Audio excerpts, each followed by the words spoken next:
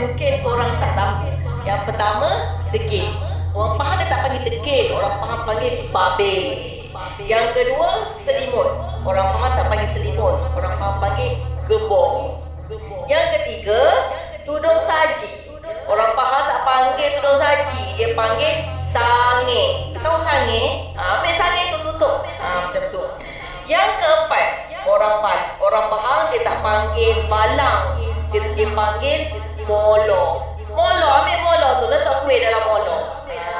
Yang seterusnya, pengotor. Orang yang terlalu pengotor, dia tak panggil pengotor, dia panggil ni abat mat.